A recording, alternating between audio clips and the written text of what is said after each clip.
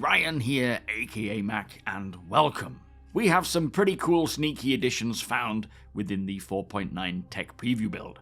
As always, a huge thank you to all of my patrons and channel members. Thank you all so much for the support. Also, the TOBII Eye Tracker 5 is still on sale at 15% off until the 29th of June, and using my link will take you to that deal while also providing my channel with a direct kickback, helping to support my work, which is greatly appreciated, and a big thank you to everyone who has done so already.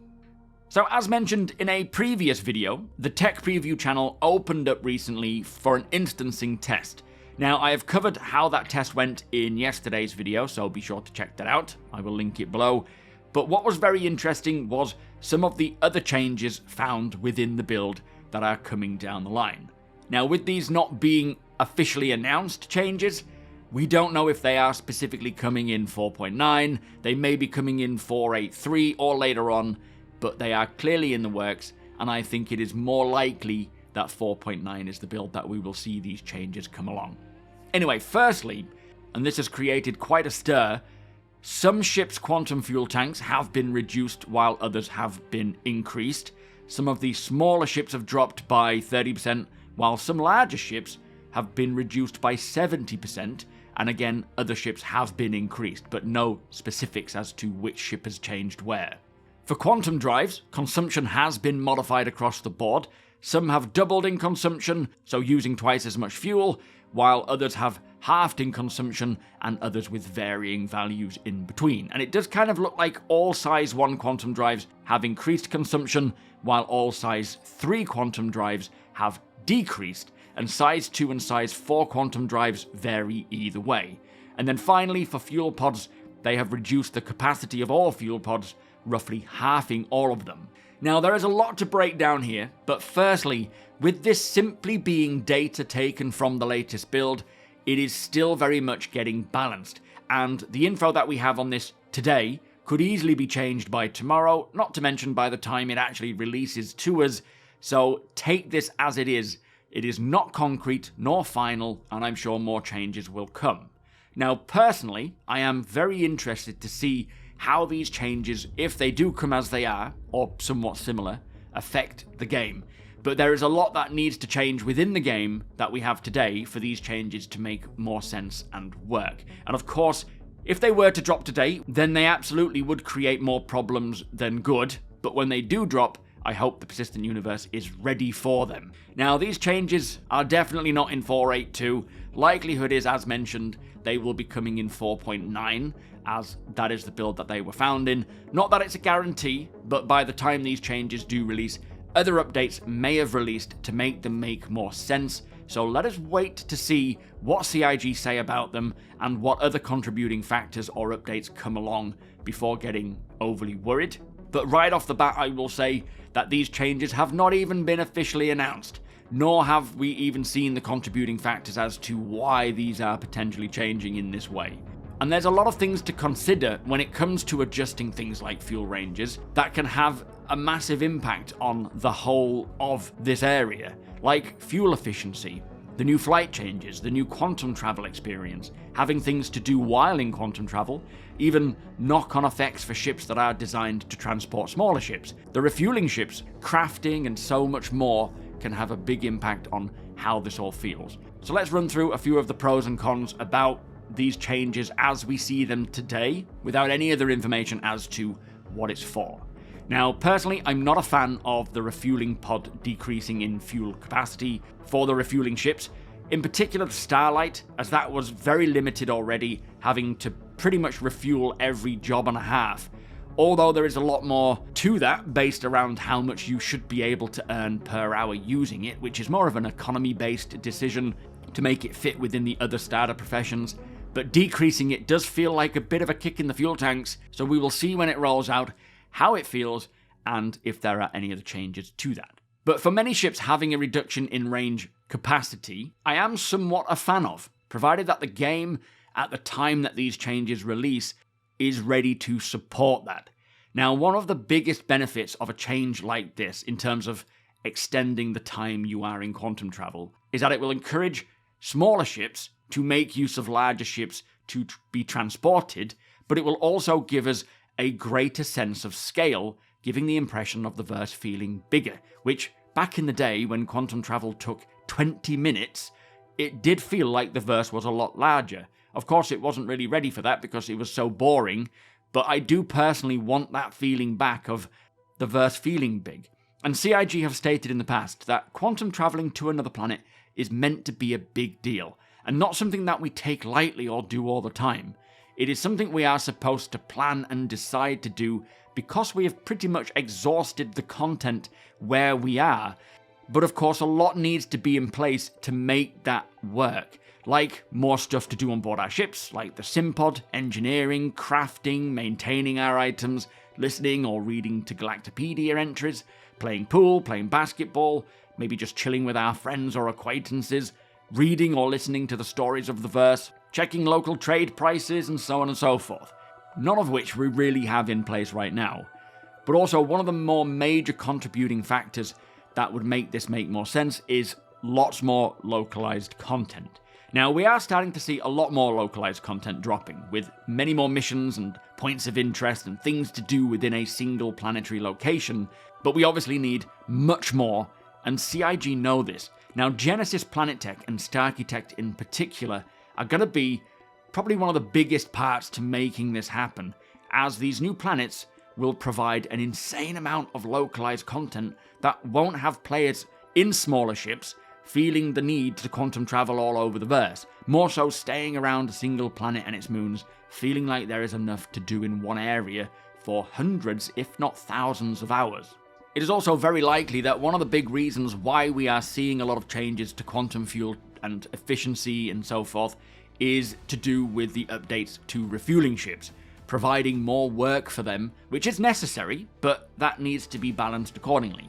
And likelihood is they will be introducing the updated player-to-player refueling beacons that will allow us to actually call for a top-up without having to run out first, in the near term, I would think. But we're also starting to see more and more carrier ships coming along with the Ironclad, I suppose the Idris to some degree, the new Gartak ship, albeit that is primarily for snubs, but the Liberator being now back in development will have a big impact on this, as it was always the intention that smaller ships like single-seaters were supposed to be very limited when it comes to range for quantum traveling, and they were supposed to rely on the larger ships, or these larger carrier ships, to transport them longer distances quicker.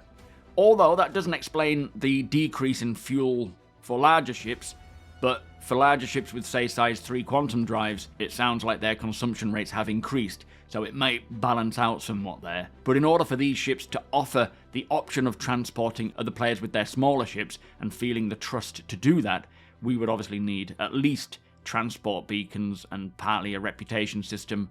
Of course, NPCs offering this service will be a thing at some point, but I don't see that coming for a long time. But transport beacons may be coming near term, we will see. So to recap on this subject, I feel that we are about to get to the point where these kinds of changes can make sense and fit within the verse, restricting these smaller ships from traveling great distances.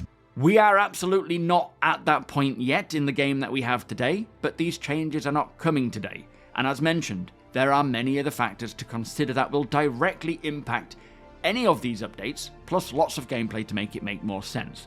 As always, with Star Citizen, my approach is see how these changes make us feel, hear CIG's thoughts and intentions on it, test it out, provide feedback, rather than freaking out and worrying about it without all of the other bits of information.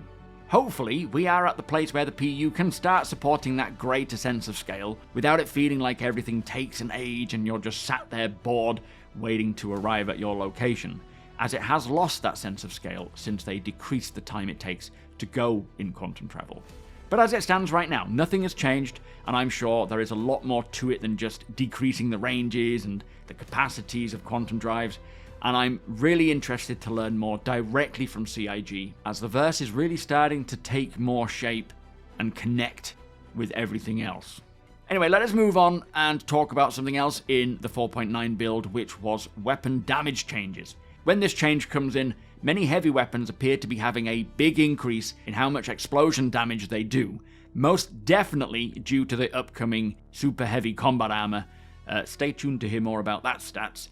But the Squad's railgun has had its explosion damage increased from 10 to 60.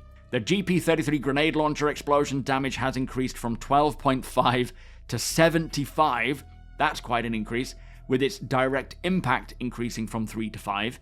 And the Mark IV frag grenade explosion damage has increased from 20 to 120. So quite a significant increase all around there for many weapons with explosive properties. This is going to heavily change the use case and effectiveness of these weapons, and I'm really excited to see how that feels in the verse.